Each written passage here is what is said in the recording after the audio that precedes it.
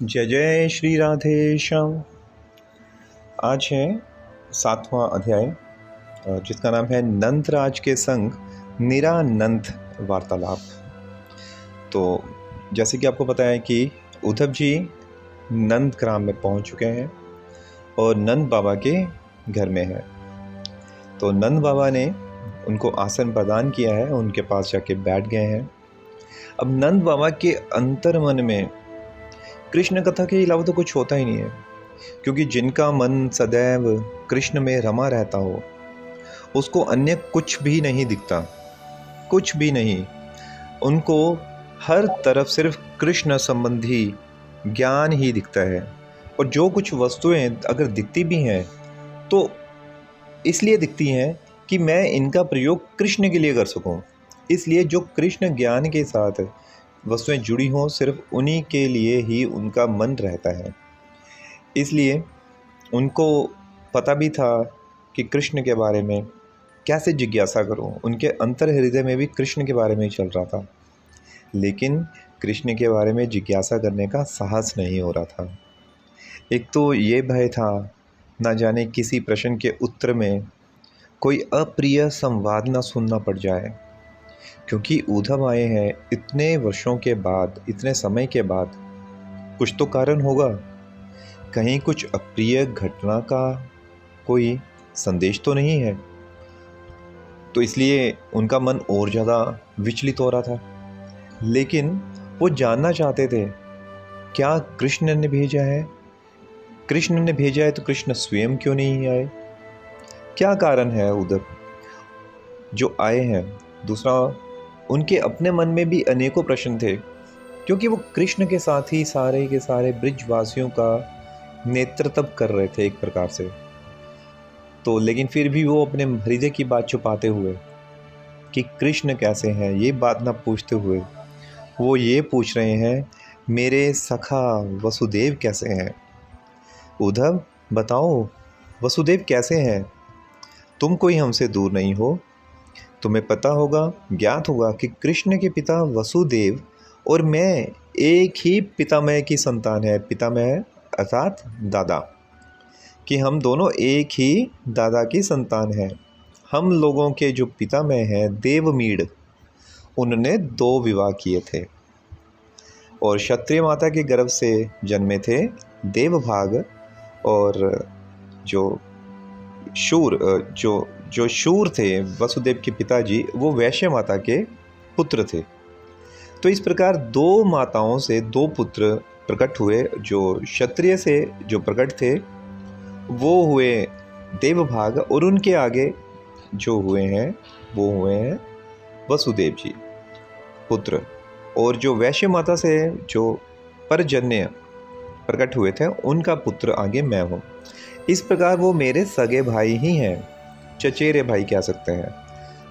और हम तो दोनों इकट्ठे खेले भी हैं, वसुदेव और मैं बचपन में बहुत खेले हैं, क्योंकि हमें ज्ञान था कि हम दोनों भाई हैं। लेकिन हम अपने परिवार परंपरा के अनुसार हम वैश्य परिवार में उसी का अनुगमन कर रहे हैं, लेकिन हमारे पिता जो हैं वो क्षत्रिय ही हैं। लेकिन हमें ये ज़्यादा सुविधाजनक लगा वैश्य का व्यापार करना, और उनको ज़्यादा सुविधाजनक लगा क्षत्रिय धर्म का पालन करना। आपको क्या ज्ञात नहीं है, हम तो बचपन में बहुत खेले हैं। बचपन में ना जाने कितने एक साथ खेले हैं हम दोनों भाई। क्या भाई वसुदेव अपने पुत्र पुत्रियों सहित कुशल से तो हैं। उनके जो प्रिय जो कंस के भय से मथुरा छोड़ के चले गए थे, क्योंकि कंस क्या काम कर रहा था, क्या कार्य कर रहा था। वसुदेव जी को कारागार में भेजने के पश्चात वो वसुदेव के जितने भी सगे संबंधी थे सभी को उठा के कारागार में डाल रहा था, ताकि उनसे किसी प्रकार की सूचना मिल सके कि देवकी का 8वां पुत्र कहाँ है। इसलिए वो सारे के सारे तो मथुरा छोड़ के चले गए थे। क्या वो कंस की मृत्यु के बाद मथुरा में लौटे हैं या नहीं है। क्या वसुदेव ने दुष्ट कंस के कारागार में काफ़ी लंबे समय तक कितने असंख्य कष्ट सहे हैं, क्या अभी तक उनको वो कष्टों से आराम नहीं आया है। तो कई प्रकार के मन में वसुदेव जी के प्रश्न चल रहे थे। तो इस प्रकार वो किसी न किसी बहाने कृष्ण के बारे में जानना चाहते थे, लेकिन वो उनको एक तरह से सही नहीं लग रहा था, इसलिए वो इसको घुमा के पूछने का प्रयास कर रहे थे। तो अब फिर वो उन्होंने कहना शुरू किया, जैसे कि अभी पापी कंस की मृत्यु हो चुकी है, तो अभी तो कुछ कष्टों से आराम मिला होगा श्री वसुदेव जी को और उनके परिवार को। सौभाग्य की बात है कि पापी कंस अपने सारे जो अनुचर थे उन सभी के साथ मारा गया। अपने पापों के भार से ही तो वह दुष्ट मरा, नहीं तो ऐसी क्या योग्यता थी किसी की, क्योंकि वो बहुत, उसके पास तो बहुत सारे वरदान थे। अरे मरेगा ही तो। जो दुर्जन सज्जनों पर अत्याचार करते हैं उनकी मृत्यु तो अनिवार्य है। सदाचारी, सदाचार का पालन करने वाले यादवों पर कंस ने कितना अत्याचार किया था, उस महापातक का फल आखिर उसको मिल ही गया। नंदराज द्वारा कंस की मृत्यु की बात आते ही अब कंस का प्रसंग उपस्थित हो गया जानबूझ के। और क्योंकि कंस की मृत्यु के कारण तो कृष्ण थे, तो इसी बहाने वो कृष्ण के बारे में पूछ सकते थे, इसलिए अधिक ज़्यादा दबा कर नहीं रख सके कृष्ण प्रसंग को।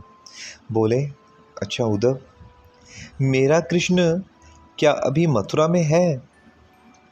हाँ, मथुरा में है तो इतनों दिनों से मुझे कोई संवाद क्यों नहीं मिल रहा है? मैंने कितनी बार प्रयास किया कि कृष्ण कहाँ है, वो कैसा है, कैसा होगा, लेकिन थोड़ा थोड़ा जब मुझे सुनने में पता चला कि यज्ञ पवित्र संस्कार होने के बाद दोनों भाइयों को बहुत दूर इस देश के, भारत के दूसरे कोने में अवंतीपुर गुरुकुल में भेजा गया है। भाई, ये सब बात सुन के मेरा तो हृदय ही फटने लगा। जानते तो हो तुम उद्धव, गुरुकुल में कितना कठोर अनुशासन रहता है। भिक्षा मांग के लानी होती है, यज्ञ के लिए वन से समिधा इकट्ठी करके लानी होती है, स्वयं समता को काटना पड़ता है, छिलना पड़ता है। हाय मेरा दूध मुहा बच्चा कानू, जिसे एक घड़ी में 10 बार खाने को चाहिए, वह गुरुकुल की इतनी कठोर लकड़ी काट कर कैसे लाता होगा, पैदल जंगल में कैसे चलता होगा, उसका तपश्चर्या का निर्यातन किस प्रकार सहन करता होगा।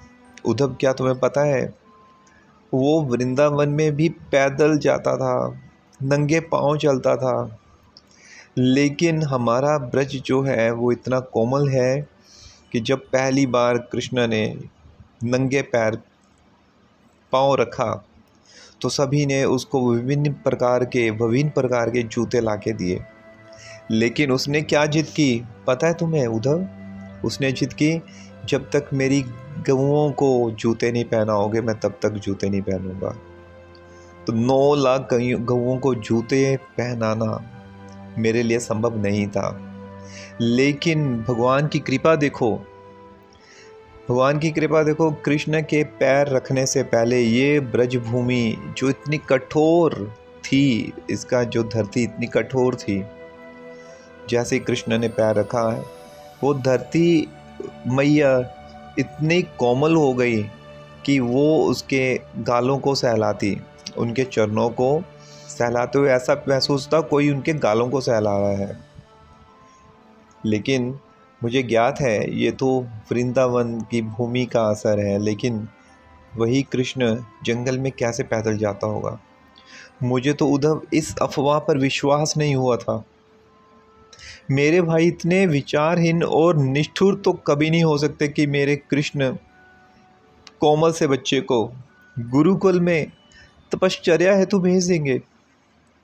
फिर भी यदि वह गुरुकुल गया है तो मथुरा तो लौट आया होगा ना।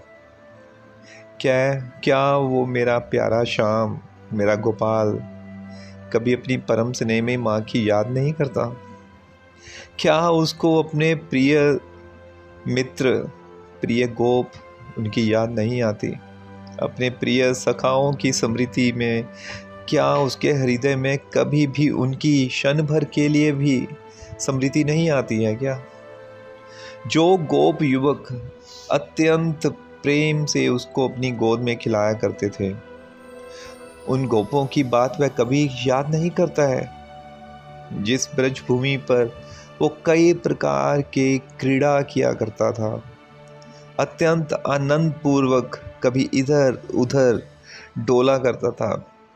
उस व्रज की बात क्या उसके स्मृति पथ पर, क्या उसके मस्तिष्क में कभी प्रकट नहीं होती है उद्धव? गौओं को कृष्ण कितना प्रेम करता था। नित्य अपने हाथों से उनको हरा हरा हरी हरी घास खिलाता था, प्रत्येक गौ को नहलाता था, प्रेम करता था, और बदले में गौएं भी उसको प्रेम से निहारते हुए अश्रु विसर्जन करती, रोती और उनको जीभ से चाटा करती थी। उन गौओं के विषय में क्या वो कभी भी सोचता नहीं है? जिस ब्रज वन में खेलते खेलते वो खाना पीना भी भूल जाया करता था, उस ब्रज की स्मृति उसके अंतर से क्या एकदम ही मिट गई है? जिस गिरिराज गोवर्धन को उसने छत्र की तरह धारण कर लिया था, जिस संपूर्ण गिरिराज का एक एक अंश उसके चरण चिन्हों से ढका हुआ है, वह गिरिराज, वह गोवर्धन आज कृष्ण की याद में किस प्रकार करुण विलाप कर रहा है, रो रहा है, ये सोचने का भी अवसर क्या कृष्ण को नहीं मिलता है? नंदराज जी ने सभी की बात पूछी, केवल स्पष्ट शब्दों में नहीं पूछी, क्या तो अपनी स्वयं की बात, कि मेरे बारे में क्या कृष्ण कभी पूछता है? क्या मेरे बारे में बोलता है कृष्ण कि मेरे बाबा नंद कैसे होंगे? क्या हमारा कृष्ण क्या हम लोगों के विषय में भी सोचता है? इस प्रश्न के अतिरिक्त उसका पिता मैं, उसके विरह में जो मरणासन हो रहा हूँ, क्या उसकी स्मृति भी कृष्ण को कभी होती है कि मैं कैसा हूँगा? ये स्पष्ट प्रश्न नंदराज जी पूछ नहीं सके। पूछने में उनका हृदय फटा जा रहा था, जैसे ये था कि अगर एक बार उनके हृदय से ये बात निकल गई तो अपने आंसुओं को रोक नहीं पाएंगे। कैसे रोक पाएंगे वो अपने अश्रुओं को? किस प्रकार रोक पाएंगे वो उन अश्रुओं को? जब से कृष्ण गए हैं, इसी उम्मीद में वो रास्ते पे नज़र गड़ा के बैठे हैं कि कृष्ण आएंगे, वापस आएंगे।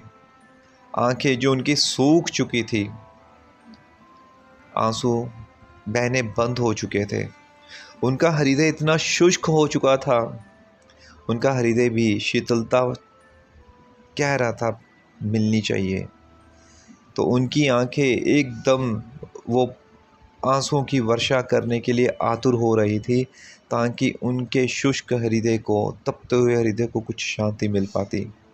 लेकिन किसी न किसी तरह नंद बाबा ने अपने हृदय की दावा अग्नि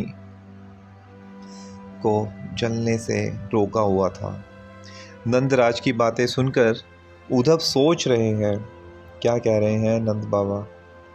क्या कह रहे हैं नंद बाबा? क्या कृष्ण की स्मरण शक्ति इतनी कमज़ोर है कि इतनी थोड़े से समय में इन सारी घटनाओं को, अपने प्रिय सखा को, गोपियों को, गोप बालाओं को वो भूल जाएंगे? हाँ, तो नंद बाबा ने जब देखा उद्धव जी के मन में जो मुखमंडल के भाव हैं वो इस प्रश्न के साथ है कि कृष्ण ऐसे कैसे भूल सकते हैं, तो नंदराज कहने लगे, उद्धव, कृष्ण तो अत्यंत ही सरल स्वभाव वाला बालक था, किसी प्रकार की चिंता फिक्र नहीं करता, उसने कभी सीखा ही नहीं था। आज उसके सिर पे कितनी चिंता का भार है, हम समझ सकते हैं। जरासंध मथुरा के ऊपर अत्याचार करने के लिए संकल्पित है, बार बार वो आक्रमण कर रहा है अपने जवाई जो कंस, उसका बदला लेने के लिए। उसके अत्याचार से यादवों की किस प्रकार रक्षा की जाए, इसी महान चिंता से कृष्ण व्याकुल है। उधर कंस के अत्याचारों से पीड़ित होकर कितने सारे यादवगण अलग अलग देशों को चले गए थे। मथुरा आसपास के लगते हुए गांवों तक को छोड़ गए थे। वह सब एक एक करके लौट कर आ रहे होंगे। मेरा कृष्ण उन सब को दोबारा उनका स्थापना करके अलग अलग जगह पे उनके सुख सुविधा के लिए कितना प्रयास कर रहा होगा। जरा से लड़के के ऊपर इतना अधिक कार्यभार, उसको हम सबका स्मरण करने का अवसर ही कहाँ से मिलता होगा। मैं समझ सकता हूँ। इसलिए मेरे मन में कोई शिकायत नहीं है। उद्धव बोले, ब्रजराज, हे नंदराज, कृष्ण में घी शक्ति की कमी तो नहीं है। वह कुछ भी भूले नहीं है। वह सदा सर्वदा ब्रज की सभी बातें अत्यंत कृतज्ञता के साथ स्मरण किया करते हैं। आप लोगों की याद करके उनकी जो अद्भुत दयनीय अवस्था हो जाती है, वह मैंने अपनी प्रत्यक्ष आंखों से देखी है नंदराज। नंदराज बोले, तो सचमुच कृष्ण हम सबको स्मरण करता है? यदि याद आती तो क्या बिना आए वो रह सकता? नहीं, अगर ऐसा होता तो वो हमें मिलने ज़रूर आता। ऐसा नहीं है, वो रह ही नहीं सकता। हमें विदा करते हुए कृष्ण ने कहा था कि यादवों के सुख की चिंता की व्यवस्था करके वो जल्दी ही उनके दर्शन के लिए वापिस आएगा। लेकिन आज मैं सोच रहा हूँ, वो दिन कब आएगा उद्धव? वो दिन कब आएगा? गोकुल चंद गोकुलवासी कृष्ण क्या अपने सब जनों को आनंद प्रदान करने हेतु फिर दोबारा आएगा नहीं? एक बार अपना दर्शन देके क्या उनको कृतार्थ नहीं करेगा? उद्धव ब्रज के आबल वृद्ध नर नारी सभी कृष्ण विरह में नागराज की तरह पागल हो रहे हैं, जिसकी मनी निकाल रही हो। ब्रज के सभी माता पिता कृष्ण को अपनी निज संतान की उपेक्षा भी अधिक प्रेम करते हैं। कृष्ण उन्हें अपने प्राणों से भी कोटि गुना अधिक प्रिय है। इन सबको एक बार मात्र दर्शन के लिए भी उसे आना उचित नहीं लगा।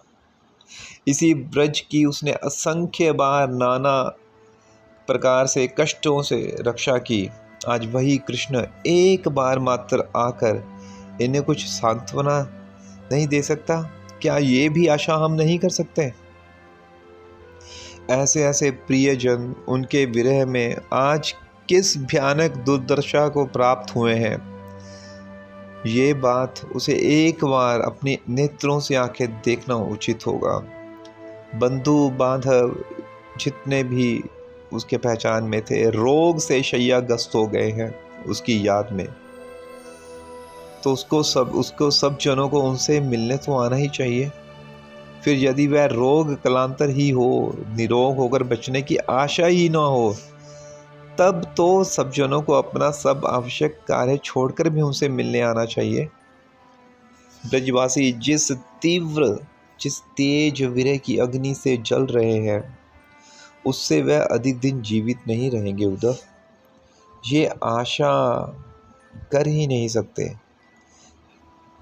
इनका जीवन समाप्त होने पर तो फिर साक्षात नहीं हो सकेगा ना। तब तो कृष्ण भी इनके लिए मर्माहत होकर बहुत ही पश्चाताप करेगा। इसलिए कहता हूँ, मात्र एक बार आकर उसे हम सबको अपने श्री वदन का दर्शन तो करवा ही देना चाहिए, मुखमंडल का दर्शन तो करवा ही देना चाहिए।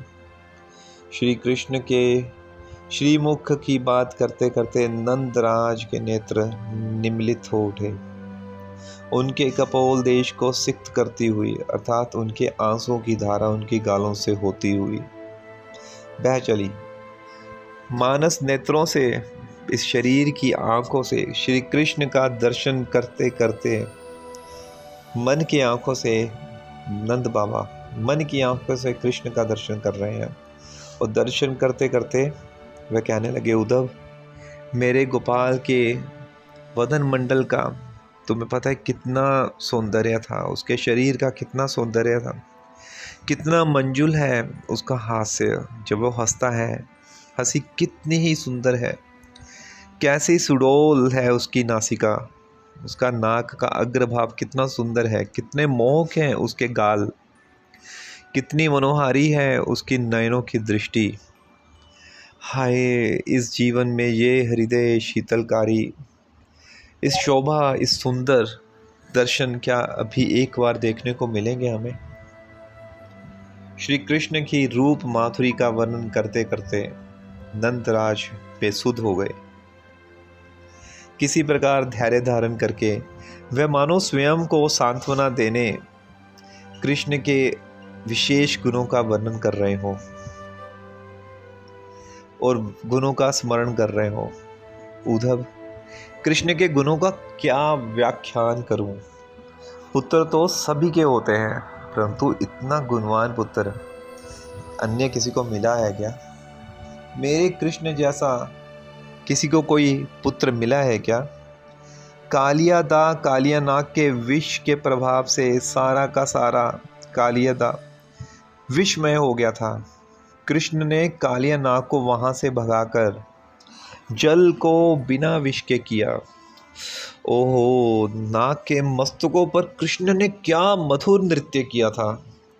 वो मैं दृश्य आज तक मेरे हृदय में अंकित है। उस नृत्य दर्शन से कृष्ण के प्रियो को कितना आनंद मिला था। कालिया दमन के दिन की आधी रात के समय जब हम सब वन में हृदय के तीर पर निंद्रा मगन थे, सोए हुए थे, तो एकदम जंगल की आग ने हमें घेर लिया था। सबका कष्ट दूर करने के लिए हमेशा तैयार कृष्ण ने उस पूरी की पूरी अग्नि को स्वयं खा गए, निगल गए अपने मुंह के साथ। उस समय ऐसा लगा था मानो वृषजनों के प्रति कृष्ण की इस विशेष प्रेम को देखकर जैसे वो अपनी अग्नि को, प्रेम की अग्नि को शांत कर रहे हैं। और अग्नि को सुना है अग्नि ही काटती है, शायद उसी अग्नि को शांत करने के लिए पूरी की पूरी अग्नि को पी गए थे। कितनी विपदाओं से कृष्ण ने बार बार ब्रज की रक्षा की है, ये मैं तुम्हें कैसे बताऊं। इंद्र ने इतने प्रबल वेग से जो बारिश की थी, उससे सारा ब्रज का विनाश तो संभव ही था, किंतु कृष्ण ने उससे भी ब्रज को अपनी अद्भुत उपाय से बचा लिया था। उद्धव, कृष्ण के असंख्य गुणों का जन्म भर वर्णन करने पर भी मैं उसका पार नहीं पाऊंगा। ऐसे पुत्र रतन के बिछुड़ जाने पर भी प्राण नहीं निकल रहे मेरे। मैं कैसा पिता हूँ। कितनी परम आश्चर्य की बात है उद्धव। मेरा सब कुछ खो गया है, बच रहे हैं केवल ये प्राण और मेरे अश्रु, मेरा रोना। अब सभी नित्य कर्म छूट गए हैं। प्राण मेरे व्याकुल हैं कृष्ण की याद में। ये जो घर है ना उद्धव, ये घर नहीं है, ये तो मुझे कारागार जैसा प्रतीत होता है। कृष्ण को भुलाने के लिए घर से बाहर निकल जाता हूँ, लेकिन कैसे भूलूंगा। ब्रज में ऐसा कोई भी स्थान नहीं है जहाँ पे कृष्ण की याद ना जुड़ी हुई हो। यमुना के किनारे पे जाकर खड़ा होता हूँ तो कृष्ण की जल सतराणी क्रीड़ाएं, वहाँ पे खेली गई जल में विभिन्न क्रीड़ाएं कृष्ण की मेरे मन पे उभर आती हैं। जाता हूँ अगर गोवर्धन पर्वत पर तो देखता हूँ उस स्थान को जहाँ पर कृष्ण की मोहनी मुरली की तान सुनकर वृंदावन की सारी शिलाएं भी पिघल जाती थी और गोप वस्त्रों सहित कृष्ण के पैरों के चिन्ह जगह जगह वहाँ पे अंकित हुए पड़े हैं। हाँ कृष्ण पुकारते हुए मेरे हृदय की अग्नि में भीषण ज्वाला भभक उठती है। उन दृश्यों को देखते हुए उद्धव क्या करूं बताओ। धीरे धीरे चलकर वन की दिशा में खिसक जाता हूँ, वहां से वृंदावन से गोवर्धन से। वहां देखता हूँ कृष्ण की असंख्य क्रीड़ा स्थलियाँ। ऐसा कोई वृक्ष नहीं दिख पाता जिसके तले में कृष्ण त्रिभंग होकर खड़े ना हुए हों। ऐसा कुंज नहीं है जिसमें कृष्ण आंख मिचौली खेलते समय छुपे ना हो। ऐसा कोई कुंड नहीं है जहां आप गाहन करके कृष्ण ने मस्ती भरी क्रीड़ाएं ना की हों। जिधर भी दृष्टि जाती है उधर मेरे प्यारे श्याम की हर जगह दृष्टि मुझे देखने को मिलती है। प्रत्येक रास्ते पे कोमल चरणों के छोटे छोटे चिन्ह देखकर मेरा हृदय फटने को आ जाता है उधर। जिधर भी देखता हूँ सब कृष्णमय दिखता है। चांद में कृष्ण का लालित्य, पुष्प में कृष्ण का हास्य, पीक गान में कृष्ण का कंठ, प्रत्येक जगह कृष्ण की आंखें, कृष्ण की मुस्कान, कृष्ण के छोटे छोटे हाथ, उसके पैर।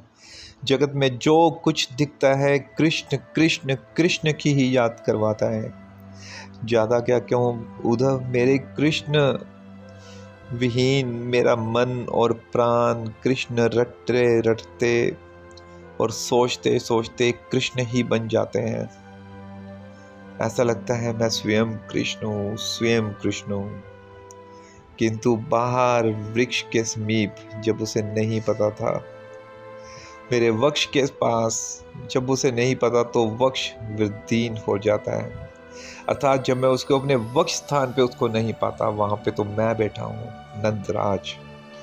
जब मैं देखता हूँ कि ये तो मैं हूँ, कृष्ण नहीं हूँ, तब मैं मरने को हो जाता हूँ उद्धव।